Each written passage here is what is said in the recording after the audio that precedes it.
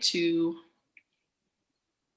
start. I'd like to welcome everybody to the February 4th AFA committee orientation meeting. Our analyst, Maureen Dawson, is going to be doing some orientation for us today. So we're excited to be here for that. And so I think we'll just introduce ourselves for the public while we get started. So I'll start with Representative Millett.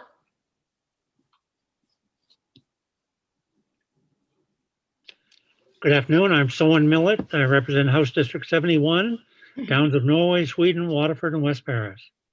Thank you. And Representative Fay. Good afternoon. I'm Jessica Fay. I represent House District 66, which is parts of the towns of Raymond, Poland, and Casco. Representative Cardone. I'm Barbara Cardone. I represent House District 127, which is part of Bangor. Representative Cloutier. Good afternoon. Thank you, Madam Chair. I am Kristen Cloutier. I represent House District 60, which is part of Lewiston. Representative Hymanson.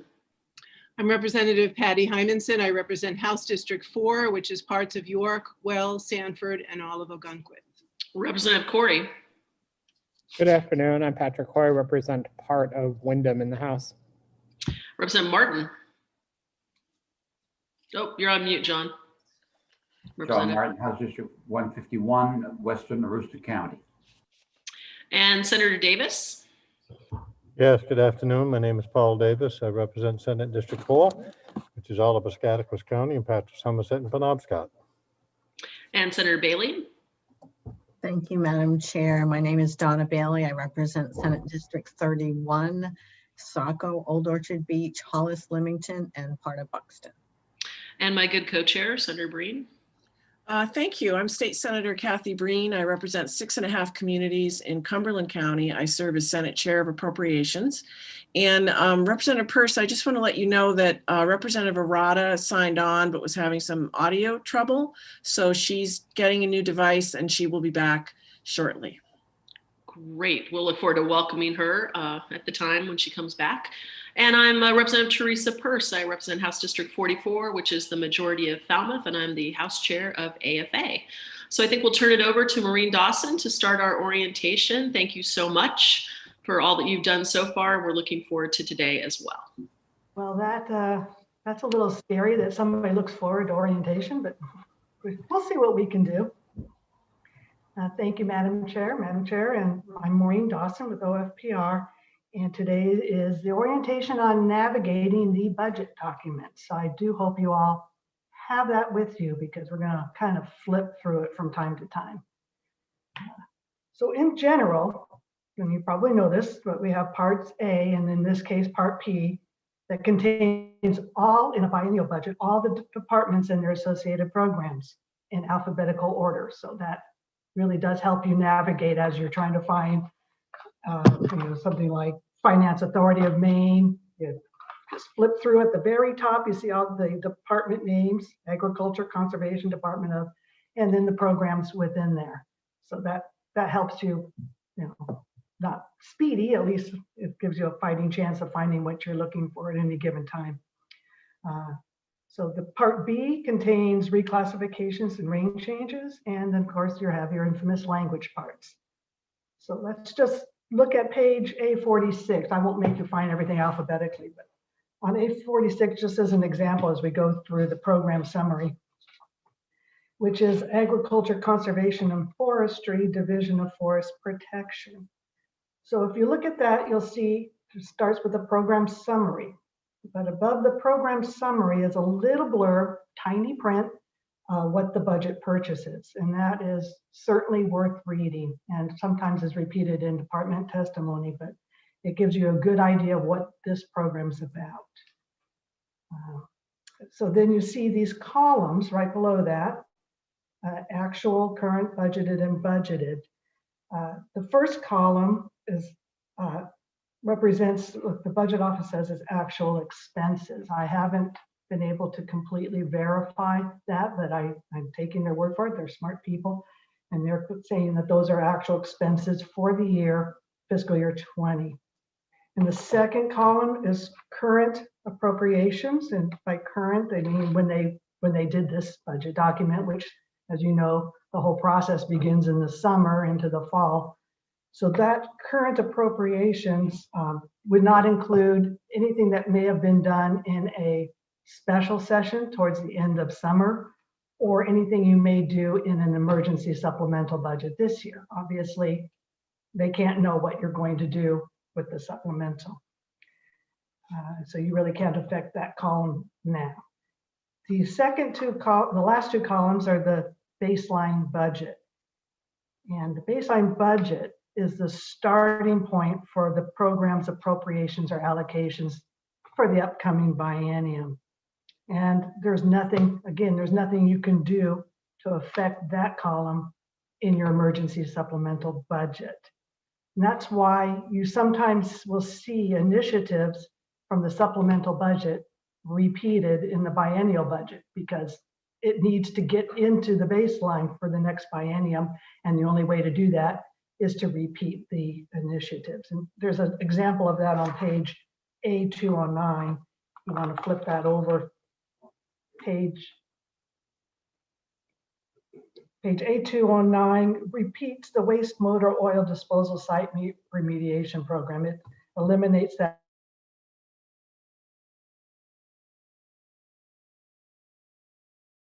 program that was proposed to, it still needs to Maureen, be did we addressed lose you? in the biennial budget. So that, oh, I hope not. I think you Am I might good? have. Did she freeze on everybody or just me? Yeah. Yeah, I keep getting messages that my internet is, and here I am in the State House, that my internet is screwy. So Well, maybe maybe just start again at the top of A209 where you were talking about that. I think that's kind of where you went in and out. You're back Okay. now, so. I'll try to stay back, but who knows? Okay, 209 has that waste motor oil disposal site remediation. That's what you saw on the supplemental budget. It's being repeated here because even if you pass it, it won't affect the baseline. So Maureen, you're still going in and out on us a little bit. Would it help if we all went to virtual to our let's try pictures? to go to screens off or to cameras off. That might help. Yeah. Everyone stop their video and we'll go from there. Somebody's coming in. Wait, Except mask. Mandy's Teresa, here. I would actually suggest, Teresa, since you're kind of chairing, that you stay on. I'll stay on. Thank you. You're so my pleasure. You want to try that? Actually, it might be Maureen who needs to turn her screen off. Our technical expert Mandy has said that I should hop out and hop back in to see if that doesn't help. So okay, we'll take give a break, you a minute smoke for them if that. you got them. Yep, I'm going to get out and in. I'll let you back in. You don't have to. I think we were joined by Representative Arata. Hello. Hello, yes, I'm here. Wonderful. Welcome, Representative Arata. Glad to see you, sort of. Thank you. Thank you. Am I supposed to introduce myself or would Feel you? free. Why don't you? We have a couple minutes or a couple seconds here. So. Okay, my name's Amy Arata and I represent District 65, which includes New Gloucester and part of Poland. Thank you.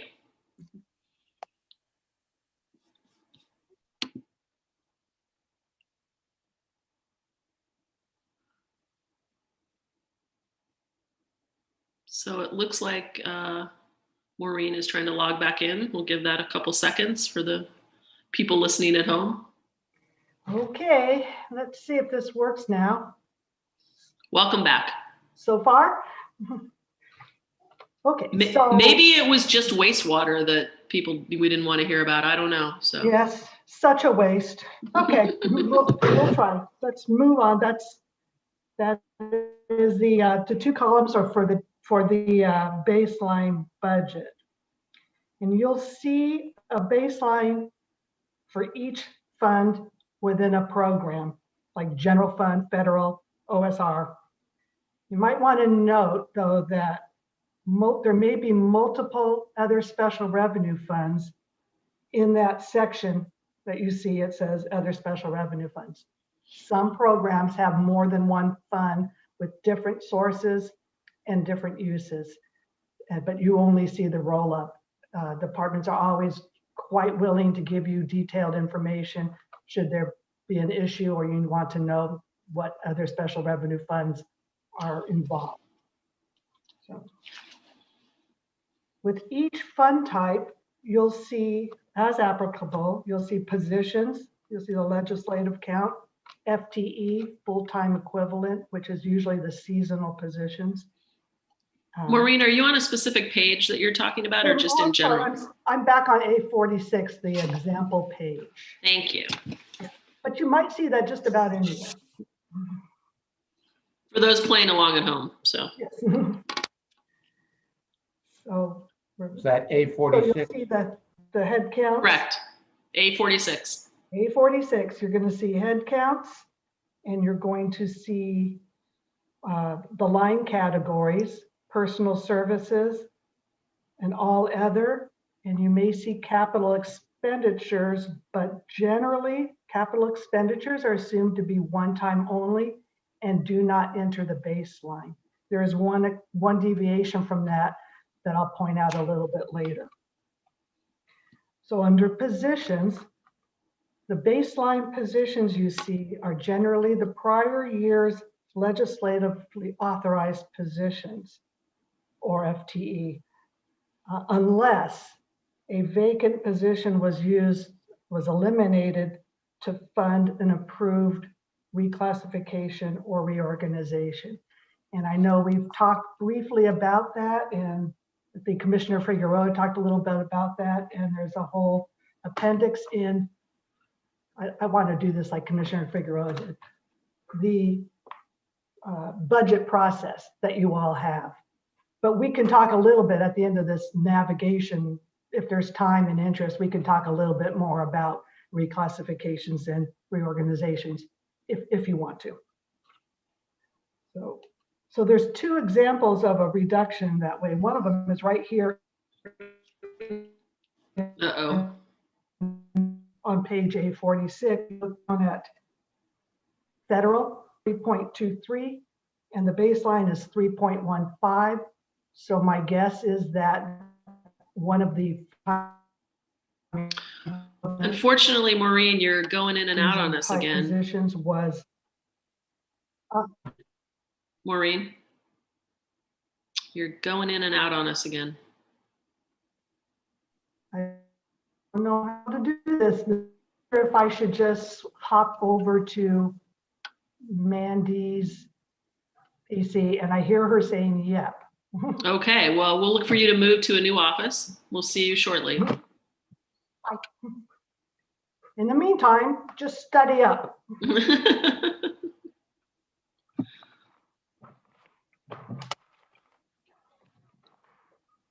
From your house? Well, we have an idea of why. I actually couldn't hear what she was saying. Is she still on A46? Correct. She is on A46. Okay. And there, she got muted. And she's moving to a different computer, I believe. You know what's weird while she's moving is that, you know how you've got like positions, legislative count, positions, FTE count. It looks like those are in the lines that you're summing up on, but you're only summing up on the next 3 lines. Like, I don't know why that would be a part of the sheet. It seems like it's like separate data other than what you're totaling up. I'm sorry, Representative Corey, I didn't follow along, but why don't we ask her that question when she's back up and going? Okay. Thanks.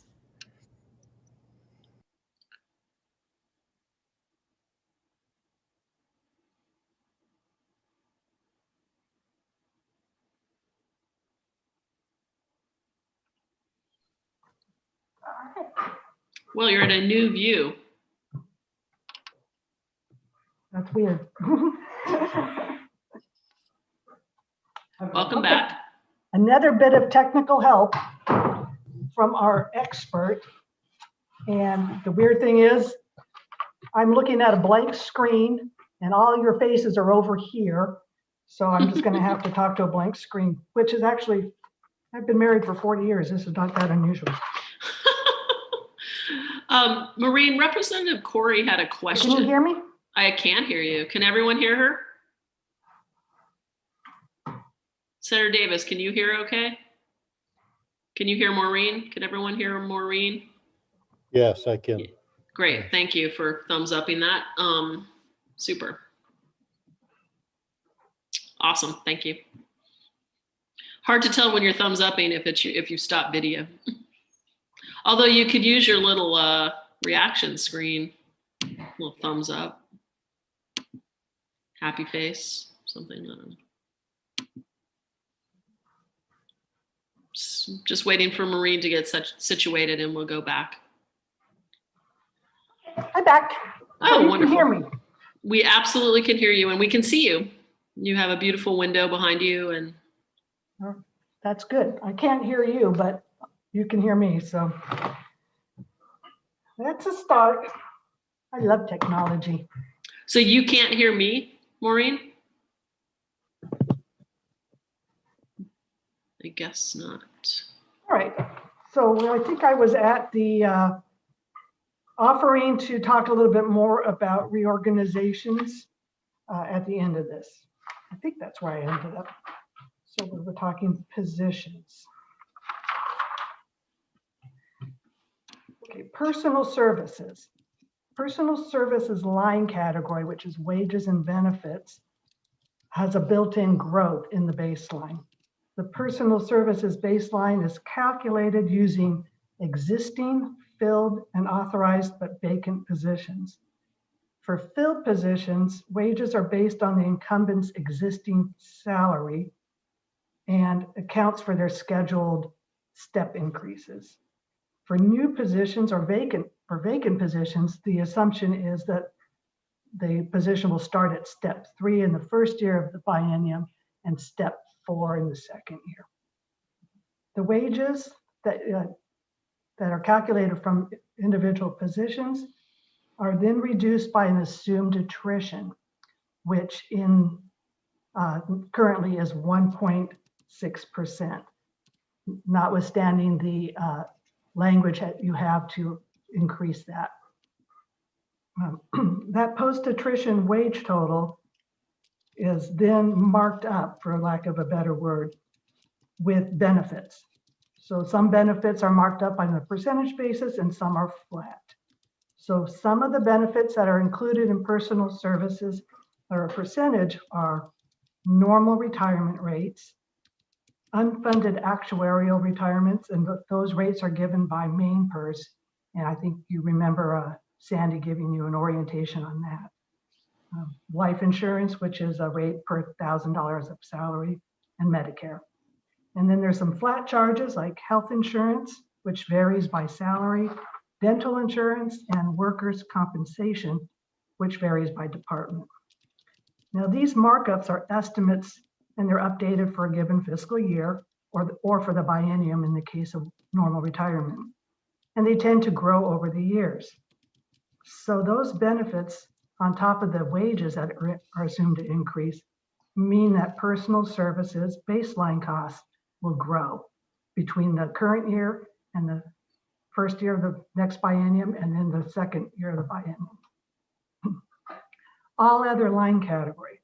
So the baseline calculation for all other is a lot more straightforward than personal services. It's based on current year ongoing appropriations and allocations.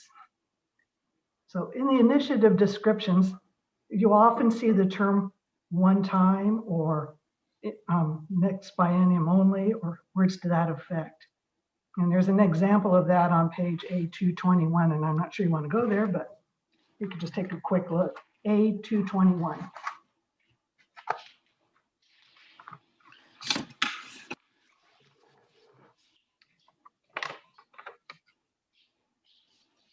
And that one has an initiative that reduces funding one time for employee mileage.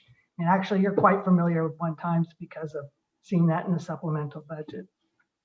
So that means that one time appropriation would not carry into the baseline in the next biennium. And so one time appropriations from the previous biennium do not carry into the current baseline that you're looking at.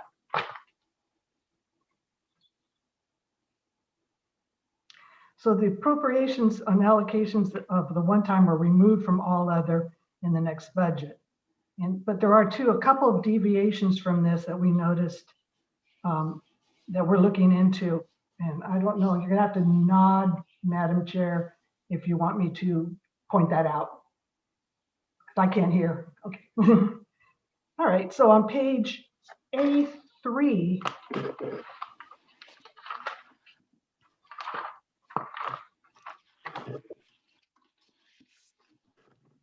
page A3, you'll notice, and this is accident, sickness, and health insurance within DAFs. There is a allocation under in the third group. I think I'm being interrupted by our technical person. Yes. I think I might be able to help you with the hearing. She says she can help me with my hearing. I don't know if she means technically or my hearing. Great. If you click on. I need my mask. Please, okay. Click on that area right there, next to you. That is what it is, same as system. Oh, well, this is difficult because people don't know what page you're on. So can you hear me now, Maureen and Mandy? Yeah, do you want to say it? Nope. Okay. Yes. And they're going to save questions till the end, and then I'll let you know. And then maybe we'll have you switch over so that you can hear them. Okay. Does that sound okay? Okay. So Maureen, can you hear us right now? Okay, so my understanding is you're not always knowing what page I'm on. I apologize for that. So the page I just sent you to is page A3. And we're looking at accident, sickness, health insurance. And we're just looking at the third program summary down. It's the accident, sickness, health insurance, internal services fund, in which there's an all other baseline that exceeds the current. And we believe that that's simply an error that will be taken care of in the change package. But I did want to point that out because having said what all other baseline, how it's derived, if you saw that, you might question it. And there is one other on page A242.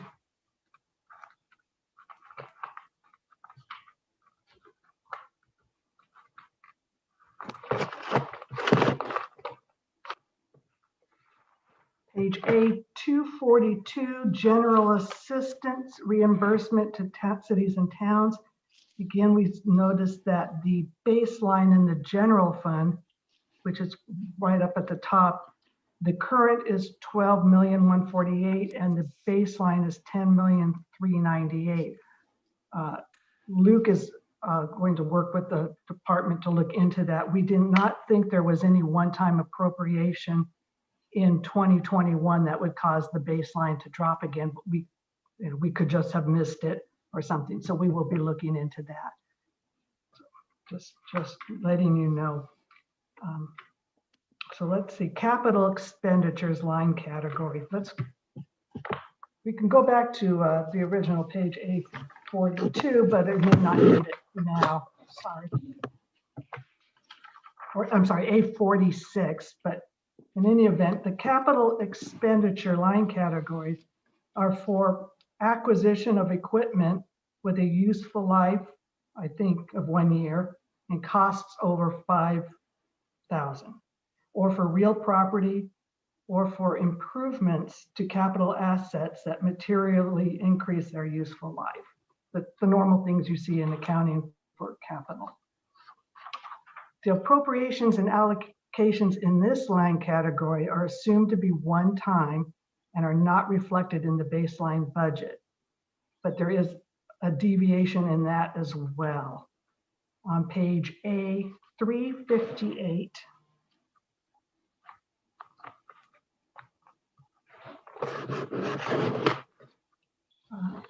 While you're courts, Supreme Superior within the judicial department, we did notice that the capital expenditures in other special revenue, you see an actual of 300,000 and a current appropriation or allocation of 300,000, and it is carried into the baseline for 21 and 22. And we are looking into why that might be. It could be a logical explanation having to do with it being a judicial branch, or it could have been just, an error. The more I delve into this budget, the more in awe I am of how complex, difficult, and it is. And to see an error or two, if that's really what it is, would not be at all surprising. Or she can't hear me, reflected all so on the budget office or the. Let me wait. But we'll look at that. Mandy, could you let her know that we would have a question, So, or then we you may need? see in the budget, you may see a couple places Hold your where question there is till the end. no baseline budget Not a question, at all. it's just this And there process. are two situations in which that could occur. One is when the administration is proposing a new program. My technical again. They want to stop. Okay. I'm sorry if Yeah. that's the technical issues, and hopefully we So- can do this. There's got to be a better way for us to situation. hear her. Yeah, Those ghosts- Representative, could you just hold for one moment, please, so I can let people out in the world who are watching us understand what we're going through. So we're having some real technical difficulties on this call with our analysts being able to hear us and see us. And so she's not aware when we're raising our hands or when I'm talking even, right? So it was hard. We can't just interrupt her because she doesn't realize I'm talking. So this is of course very hard for us trying to learn something, but also for her because we're in this strange situation. So Maureen, can you hear me now? Yeah, I switched back to the internet, so unless I'm breaking up, I can hear you. Okay. And Madam Chair? Yes, thank you. Okay, if we could just have just a couple minutes with Maureen, we're gonna try to fix her so that she can hear. More than a couple minutes, I can tell you that. I mean, fix her machine. Oh. So that she can hear and we can hear her. So if you could just give me just a couple minutes. Absolutely. Is it Okay. a possibility to pause our live stream while that happens? I can't pause it, but we can actually, if everyone could just go off their cameras and mute, I can just put a message up that we're on break. Okay, thank you. Thank you.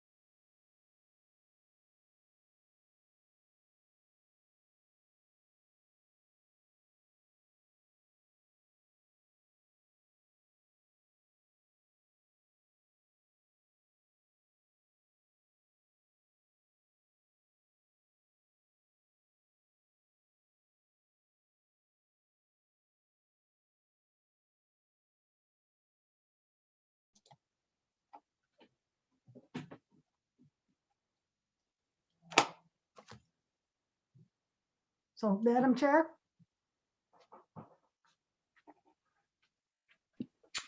Teresa, Maureen, what do we think? Well, I am willing to soldier on out here in Mandy's PC if you're willing to stay with me. So I think my good co-chair and I had a little conversation while we were away. I think we'll give it one more try. Okay. But if we run into any technical freezing or difficulty, we might adjourn this meeting and look to do it another time. So I want to just share that we're doing an orientation about how to navigate through our large biennial budget book. We're doing some things where we're going down line items, and Maureen, you're illustrating what those things mean and having us turn to different pages, etc. If you could give us a little time when you ask us to flip pages to get there before maybe you launch in, and maybe a description of where you are on each page, that would be incredibly helpful. So I'm encouraged that you haven't frozen on us yet, and I'd welcome back other committee members to tune back in. I feel like we're currently on I don't know what page we're on. I think A47, but I'm not 100% sure about that. But take it away and we'll go from there. Yeah, we'll just get our bearings here. I just finished the line category of personal services and talked about how the wages were based on actual positions or authorized vacant positions, on the steps, the future steps, and then talked about how they were marked up with the benefits, both the percentage benefits and the flat fee benefits. And I believe then I went to all other line category and said that it was based on the appropriations that were ongoing in the previous year, and then showed you a couple of anomalies. Is that kind of where you thought we left off? I think that's a good analysis of that. I'm getting background noise in wherever you are. Yes, I'm at Mandy's PC, so this is what the poor woman goes through all the time with people in and out. Okay, so I don't think it's any of us, but it's happening there. So what page would you like us to turn to as we begin this process again? So I had just talked a little bit about the anomaly found in general, in the HHS program, general assistance. And I just pointed out that we think that there may be a problem. It could be something we're just missing as to why the. So can I interrupt you? Because I don't know what page we're on. Right. That's where I wanted to know where we left off. Oh, okay. Yeah, so A242, I think, was where I left off. A242, great. 42. 242. Thank you. So on page A242, we see the all other. The current is 12 million, and the budgeted for the baseline is 10 million. And we were unsure why it dropped. Normally, when you see a drop like that, it's because there was a one-time appropriation in that current year that doesn't get carried into the baseline. We weren't sure that that's the case here, and we are looking into that, whether the baseline should be higher or not. So that's just a caveat. Great. That's an example of an anomaly that we'll want to pay attention to. Correct. But for the most part, if you see a drop in the baseline from the current year, it's because of one-time appropriations getting pulled out or allocations. And then I believe I did go over capital, but I don't know how much of that you've all picked up. So capital expenditures, let's go back to page A47. So just give us a chance to get back there. I'm sorry, A46, my apologies. But you really don't need a page, but it's kind of fun to look at something. I'm a visual learner, so. Yeah. So I'll repeat the capital because this is where everything started to go south. Well, actually, they were south to begin with, but the capital expenditures are acquisition of equipment with a useful life of over a year and a cost of over $5,000, or real property or improvements to those capital assets that increase their useful life, which is the basic accounting. Can you stop just for 1 second? Representative Heimlinson, are you? Yeah, I'm not sure where you are on A46. I'm not anywhere. I'm not anywhere. So this is just what capital is.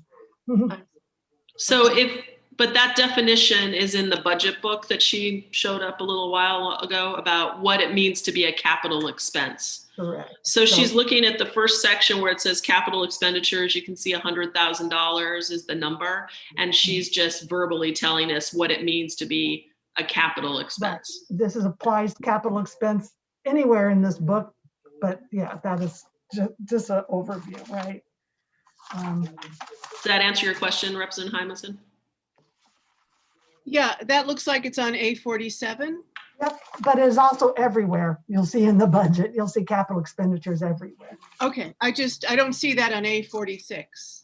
So you're showing us something on A46. Well, you do see in other special revenue under A46, or if you look at even general fund, you see legislative count, you see FTEs, personal services, all Yes, other. Yeah. And capital expenses. So if you could just say, it's helpful if you just say the first line or something, or the fourth line or something like that. Okay. Yes. So my eye has to travel up and down a lot of small print and hard to get to it. So that would be helpful. Fair enough, but I'm not really going to discuss that particular capital expense, but yes, fair enough. Fair enough. You're using it as an example, but I think yeah, that's just so you can look at something. But yes, you'll see that in that order, in every single fund, in every single program. That's the order that you'll see appropriations and allocations in. Excuse me, Teresa? Yes, Representative Cardone. Don't forget to raise your hands, okay? So I can understand if you have a question. But Representative Cardone? Yeah, my video is off, so I couldn't raise my hand visually. It can't be turned on. I mean, I can't turn it on. You've turned it off, or somebody's turned it off. Oh, I did not think I did that, but. It says you cannot start your video because the host has stopped it. Okay. We'll figure out how to, oh, there you are. Okay. The other thing is, Maureen, I am having a great deal of difficulty hearing you, in part because I have a terrible audio on the computer that I'm using. But are you in a space where you can take off your mask? I am not, because I moved to Mandy's place and she is in the reception area. Okay. I will try very hard to speak up and get everybody to hear. Okay, that answers my question. Thank you. Yes, I apologize. I really hope that this would go a little better because I really want you to absorb this information, but nevertheless, we'll muddle through it. And also I can send you this in writing too, so you can look at this at your leisure. We'll also have the opportunity to be with you in front of our budget books as we go through this entire process. So anytime anyone has a question about any of these things, we obviously have the opportunity to stop and take a moment and reiterate that or explain it yet again. So Representative Millett, did you have a question? I'm glad to see your face. I didn't really have a question, but I'm feeling for Maureen in her jumping back and forth to illustrate anomalies. We're losing a focus on definitions and how to handle the book itself. And I don't know, Maureen, whether it would be easier for you to put in writing what you said at the beginning. What happens to the personal services lines in the base year, in the biennium, and what modifications occur? So we could all start with the baseline numbers in each program and understand what causes it to grow, what causes all other to stay flat unless there is a one-time back out or a reason for it growing, and that capital always stays at zero unless there's a new initiative to change it. So I think that was my hope in what would occur today, is that you just give us a primer on how to look at the paperwork as we start with an agency at the very high level and look at it before we start seeing the testimony and realize that the baseline is in accordance with some definitions. The initiatives are what we will hear the testimony on that modify the baseline. So I don't want to say any more, Chairperson, but I think that's what our new members really need. The last thing they need is to be jumping around and looking at a page and being unable to find it, where Maureen is trying to show us something is different here than the usual, and we don't know what is the reason for it. You see what I mean, Maureen? I do. And I will stop giving you anomalies. The reason I did is I worried that I would give you this rule of thumb, you would see an anomaly and you would either negate what I tell you about the rule of thumb, or you would just disregard everything. So if you can know that there are some anomalies, if you see an anomaly, we can work through it, or it might be covered in testimony. I will no longer do that. And I'm sorry. That's okay. Are you all, I didn't want to interrupt you. Good. I think Representative Millett brings up some great points about how to just look at each of these line items. And I do think that page A46, the very top of the Agriculture, Conservation, and Forestry Department, has this summary that's going on, and it's talking about all of these elements. And maybe just walking through one more time, I think what Representative Millett is getting to is like the positions, the full-time equivalent count, personal services, what causes that to change, what's in all other, some examples of that, and then you can talk again about the capital. So if we might just reiterate all that for the group. Is that what you're thinking, Representative Millett? Sort of that high level? Oh, you're on mute. Thank you, Madam Chair. You're on point with what I was trying to get at, and I don't want to confuse this any further, but what I would start with, if we wanted to look at agriculture as a department, and you went back to page A40, you would see the total baseline for the department, and it would show you in the aggregate, if you were to look at the top of the page A40, the department has 403 authorized headcount, and that changes to 404.5 in the second year, and we'll have to listen to the testimony to find out why. There's a half a head count in the first year of the biennium and a full 1.5 in the second year. The position total doesn't change, so that's the question of difference between legislative count and FTE, which we're going to need to know the inside scoop on. But look at the, again, the personal services change dramatically from 21 to 22. And it's because of what Maureen said at the beginning. All of the positions, those 403 or the 122 FTE, may have step increases. They are affected by attrition. They're affected by the main PERS cost. So there's a lot of built-in material. And when you get through each program, after the initiatives, it will have a summary of what that baseline will look like if the initiatives were voted. So she started with forestry. If you looked at the bottom of the forestry section, which really ends on page A49, you would see the summary from the beginning of forestry to the end. That baseline adjustment is what it would look like as a program after the initiatives. I know I'm probably talking too much in terms of what to look for once we get into the midst of the hearings. But Correct. it is complicated. I don't want people to get discouraged just because we're looking for anomalies when we really could be looking to understand how to read this and how to look for it when we get really after the hearing, after the report backs, what do we have in front of us?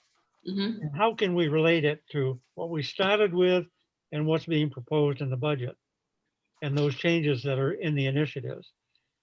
But we need a lot of this, and a lot of it's going to happen as we get into the hearings, and we can ask each other questions and get answers from Maureen and Kirsten Figueroa and the department heads, because we're going to have to ask a lot of questions. And the testimony may not give us the answers up front, so we need to know how to ask the questions. Why is this personal services so much of an increase? What happens in the FTE or the legislative count? Why are they different? Those things we'll all learn to ask as we get a little experience. But at the outset, they scare you because they are so, there are so many questions that come to mind until we have the answers. I can't wave my hand, but Yes, Representative Martin. I can't get on for some reason. Yeah, I'll ask Mandy to fix that for us. I think that's. I've noticed, especially in the department and here while we're looking at, you'll see an awful lot of changes where the money, positions are coming out of the general, of special category, and they're shifting them to the general fund.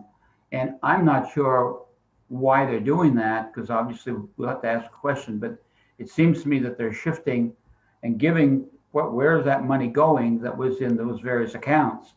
And now the general fund's going to be picking up most of forestry, which should not be, by the way.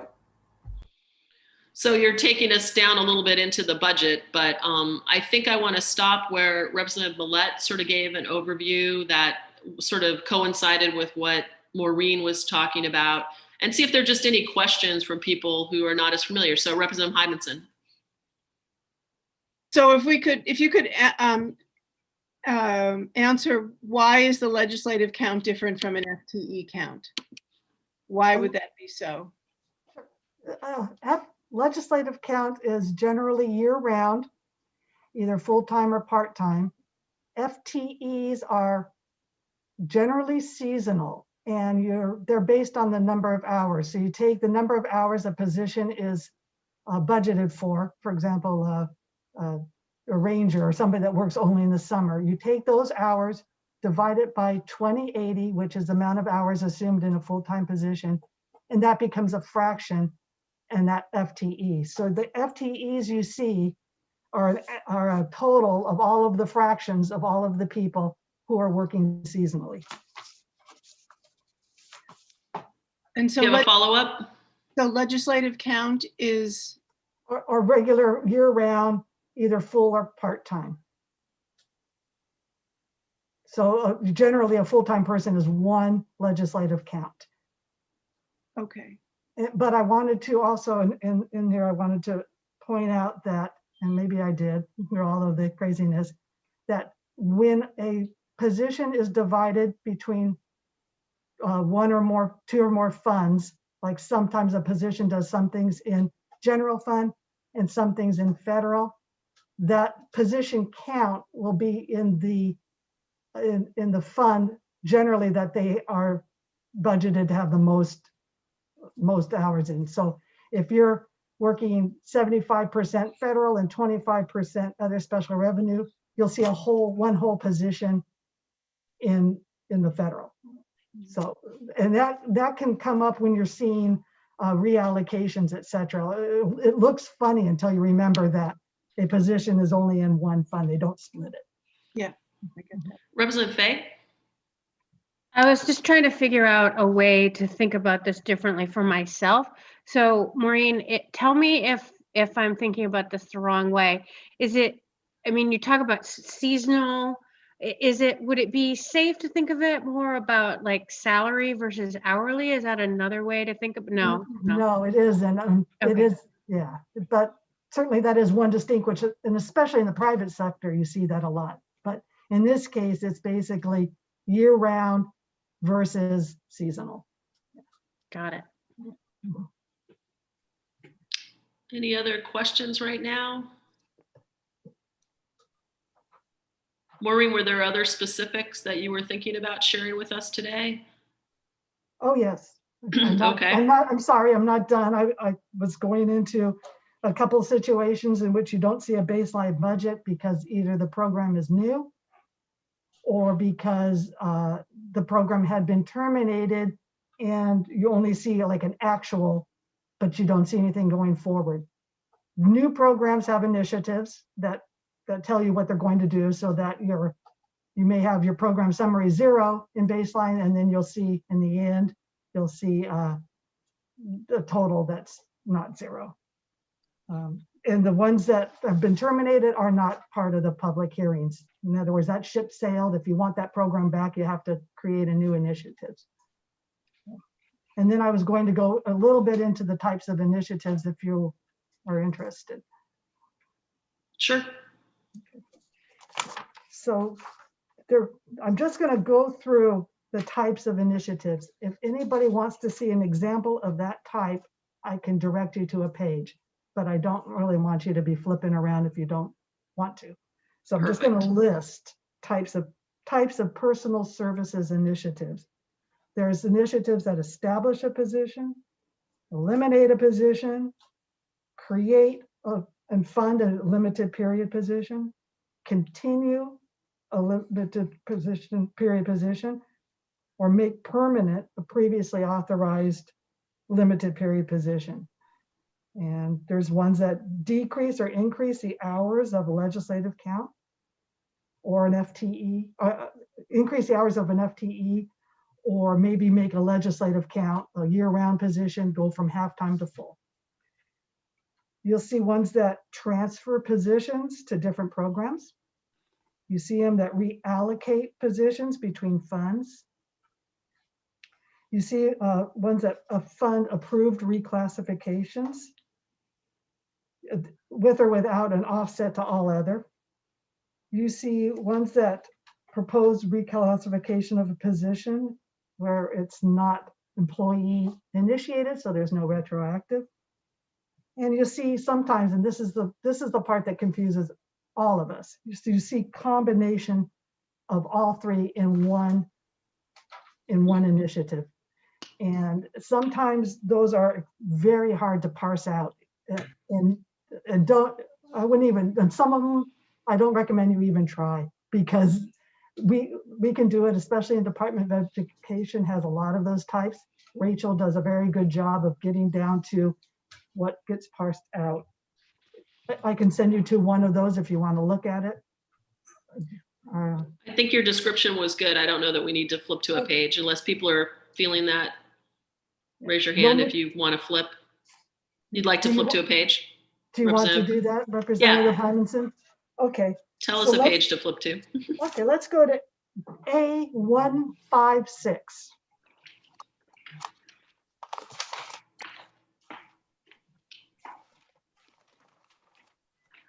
Just in the middle of that page, you'll see a huge initiative with a lot of language, and it does a lot of things. It continues a position.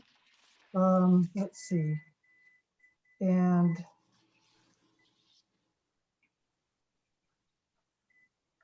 that mostly continues position, and it also has a blurb at the end that says, this initiative reduces funding in another program. It's one of those examples of combining initiatives that I'm not sure, we're not always, it's not always clear to us why it's combined. But there's another page then that has the part that is facilities, safety, and transportation, and a whole nother page for all of the others. So page A172 is the same initiative. So when we're going through the budget process and we come upon one of these, and Representative Millette and I shared education last year, we really had to sort of dig in and create almost a separate spreadsheet to sort of understand what this was doing. It depends, and there were a lot of these in our last biennium with the Department of Education, because they were moving people around and trying to figure out where people landed. So don't feel that you have to be able to decipher this blippy just as it is. That's what OFPR can help us do. So we went back to Rachel, who's the guru of DOE, and said, you know, tell us what's really going on here and how does it affect other parts of the budget? So you could see kind of a side by side of where these things were happening. So even though you see this on here sort of in, you know, all of its glory of a paragraph with about 3 or 4 things going on, don't feel you have to completely understand that without really pulling the string and understanding what happened. So is that a fair assessment of how that might work? Absolutely. Yeah, it is. It's partly what makes people afraid of the budget when they see things like that, but it's always doable. And if we can't do it, then the departments are generally very, very good about working with us to parse it out. And just know that sometimes these combination initiatives are not a all or nothing. You know, as you parse it out, you might actually want a piece of it and not do something else. And so they sometimes can be split, although it's generally good to talk to the department to find out why they combined it. Maybe there's something about it that if you don't do this, you don't do that because it'll screw us up really bad. So just the same. So that's one of the funnest parts about the budget is those interesting initiatives.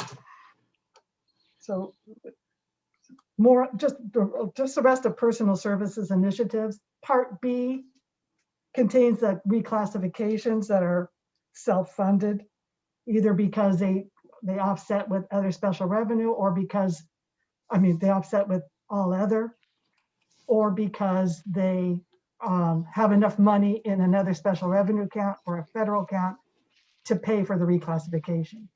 That's just all of Part B in a nutshell. And we generally, and I believe it's true this time, Part B is not heard in a public hearing because there's just not enough to go by for anybody to make a comment.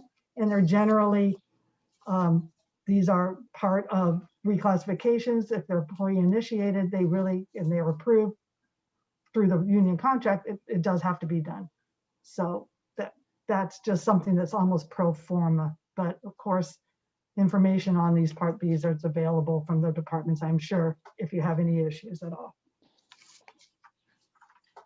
So a little bit about the all other initiatives. And then there's all other initiatives that do appropriations and allocations that are associated with new positions. Sometimes new positions require all other to support it, or they're associated with eliminating a position, which is less common. There's increases in allocations associated with stay cap costs, and stay cap costs are explained in that budget manual. And again, I'd be happy to talk about stay cap at the end of this if you're interested. There's one-time spending or savings initiatives that we talked about that don't affect future baseline, and ongoing. And initiatives are assumed to be ongoing unless stated otherwise. So if you see something and it doesn't say one time or this biennium only, then assume it's ongoing unless you make a change. You know, you can take any initiative and vote to amend it to be one time, or vice versa,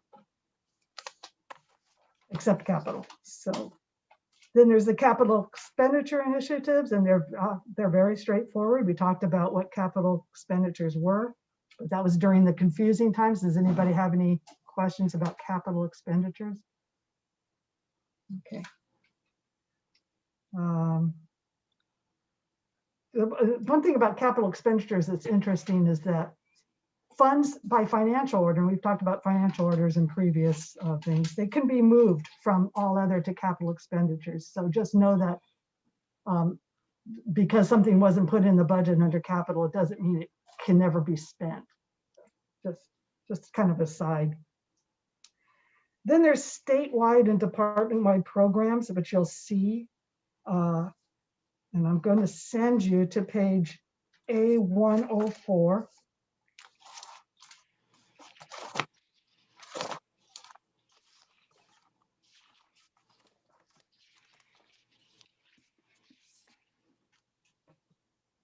So we have two different things in here. Are you going to be talking about county jails or about the I'm going to talk department-wide? about department-wide overtime at the bottom Excellent. of page A104.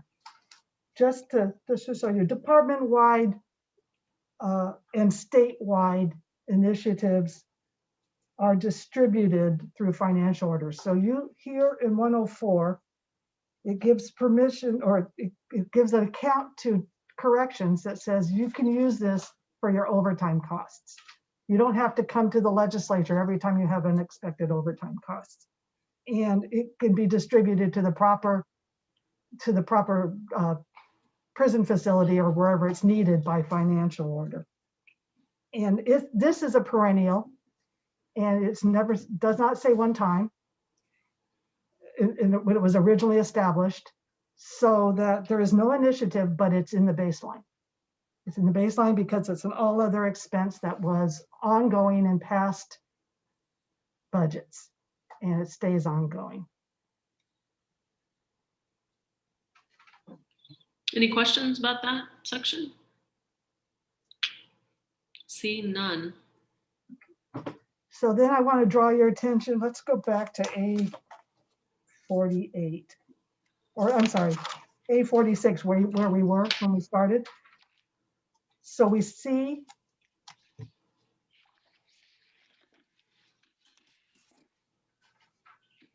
on A46 that program had a baseline. It has some initiatives that changed the baseline. And then at the end on page A49, you see a revised program summary. So for that program, it tells you, take the baseline, you take all the initiatives, and here's how it ends up. If you accept every initiative in the governor's proposal, this is what this program will have for appropriations and allocations and headcount in the next biennium. So you can look at that to see the full effects in a program of everything that you may have voted in.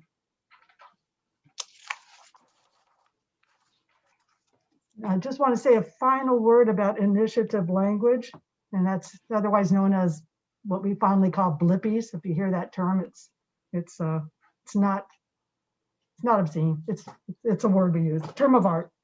The budget proposal is a concept draft now, and that makes it easier to work quickly.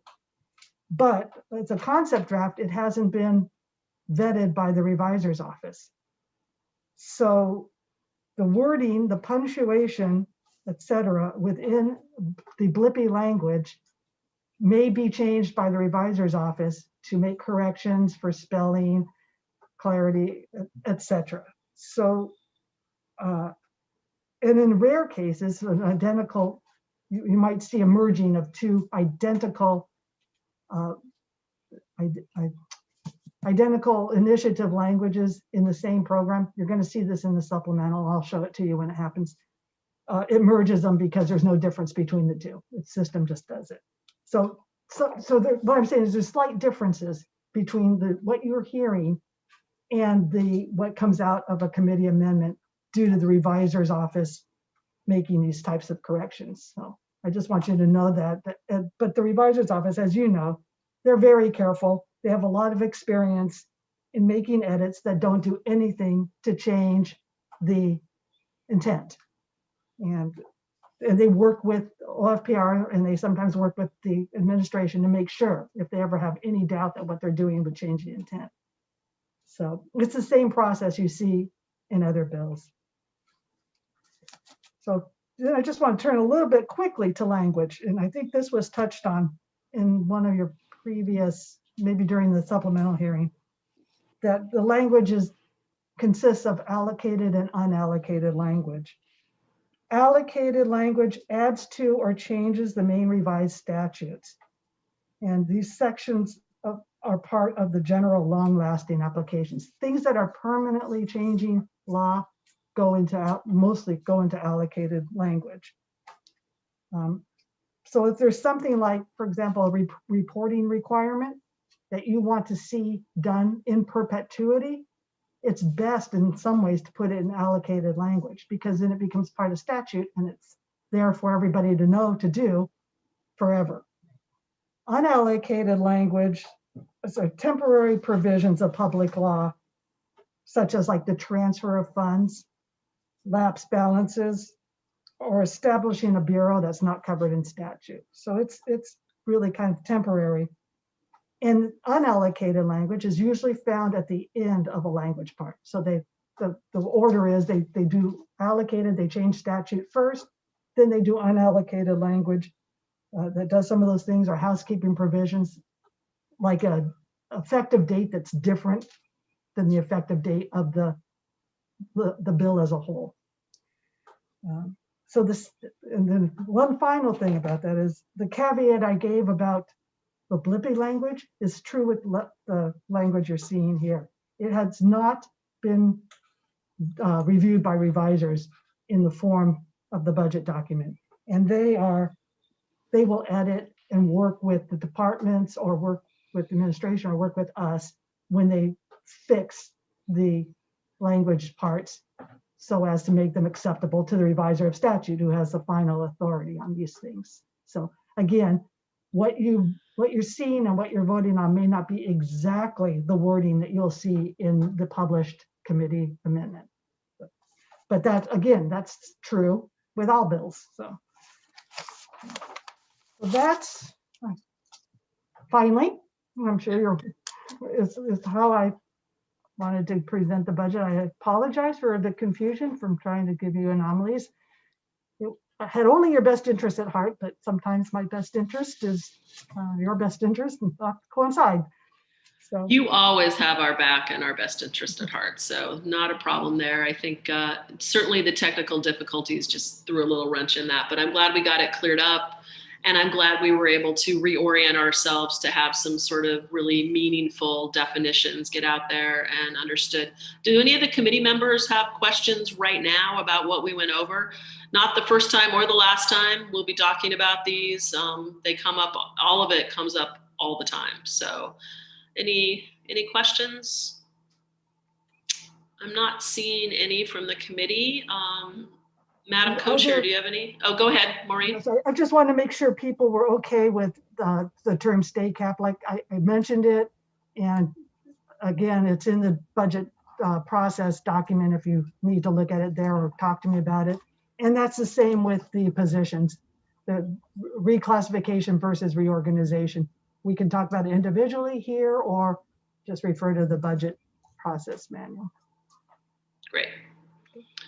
Any questions or thoughts, Madam Co-Chair, as we sort of wrap up this tutorial and navigation?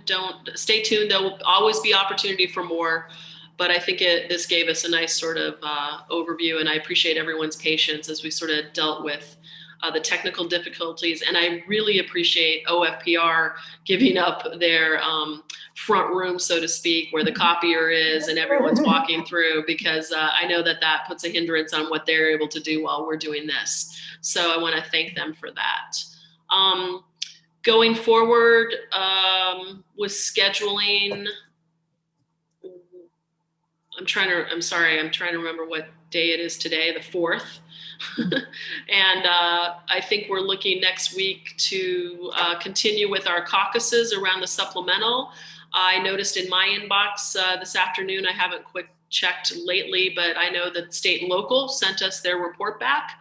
I think we're looking for, oh yes, Maureen. Yeah, sorry to interrupt about that, but I think what we'll do with report backs is that all the report backs will come to OFPR, and we will then put them together and send you the report backs, the PDFs, all at once, unless somebody objects.